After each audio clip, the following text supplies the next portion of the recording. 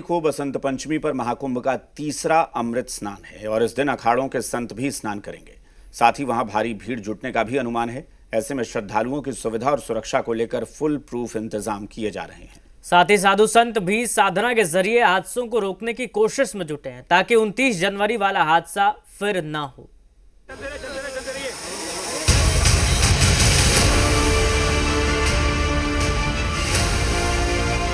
प्रयाग 2025 में मौनी अमावस्या को हुए दुखद घटना से मैं काफी क्षुब्ध हूँ। इसलिए मैं उन सभी आत्माओं की आत्मशांति हेतु 3 घंटे के लिए मैं भूत समाधि में जा रहा हूँ। 3 घंटे बाद मैं समाधि से निकाला जाऊंगा।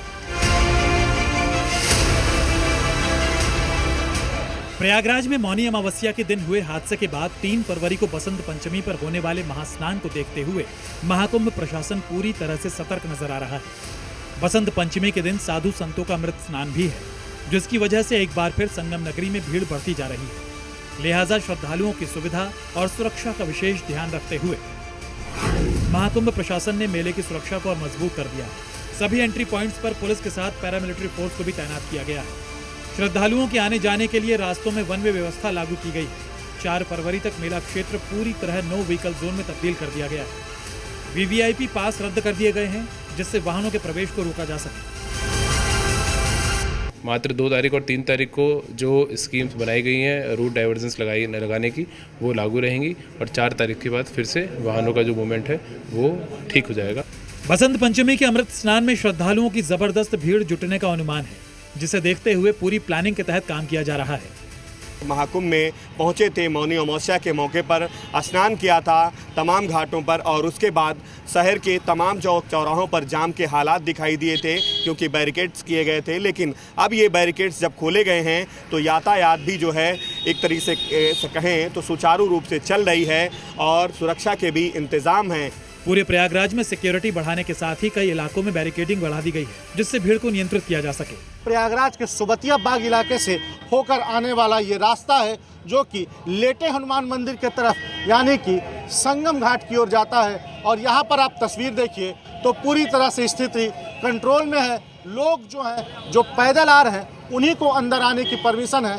इस रोड को पूरी तरह से ब्लॉक किया गया है। यहाँ पर गाड़ियाँ यहाँ से अंदर नहीं आ सकती हैं। आपको मैं तस्वीर दिखाऊं तो देखिए लोग धीरे धीरे क्यू बना के अंदर एंट्री कर रहे हैं। तमाम लोग मौजूद हैं। सिर्फ पुलिस प्रशासन ही नहीं, संत समाज भी महाकुंभ में आगे कोई हादसा ना हो, इसके लिए साधना के जरिए रास्ता निकाल रही है। महाकुंभ की सफलता के लिए मौनी महाराज ने 5 फीट गहरे गड्ढे में 3 घंटे तक भू समाधि ली। प्रयाग 2025 में मौनी अमावस्या को हुए दुखद घटना से मैं काफी क्षुब्ध हूँ। इसलिए मैं उन सभी आत्माओं की आत्मशांति हेतु 3 घंटे के लिए मैं भूत समाधि में जा रहा हूँ। 3 घंटे बाद मैं समाधि से निकाला जाऊँगा। बाबा महाकाल से प्रार्थना है कि जो भी संसार से जो भी आत्माएं यहाँ चली गई हैं उन्हें शांति मिले, उस परिवार के संकट कम हो, क्योंकि आगे कोई और अनहोनी न घटे, जिसको लेकर के मुझे बहुत चिंता है।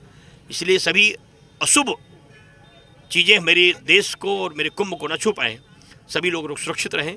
इस दौरान महाकुंभ के 20वें दिन भी करीब 90 लाख श्रद्धालुओं ने संगम के तट पर आस्था की डुबकी लगाई और प्रशासन के इंतजामों की तारीफ की। थोड़ी अफवाह फैलाती है, कुछ अफवाहें भी हैं और मेरा मानना तो ये है कि कोई ऐसा नहीं है। अच्छा लग रहा है मुझे। यदि हम पुलिस प्रशासन के बारे में बात करें तो बहुत ही कोऑपरेट कर रहा है पुलिस प्रशासन। आप जहां भी किसी से भी रास्ता पूछिए, वो बाकायदा अच्छे से गाइड करके बता रहा है, आप कहीं भी खो नहीं सकते।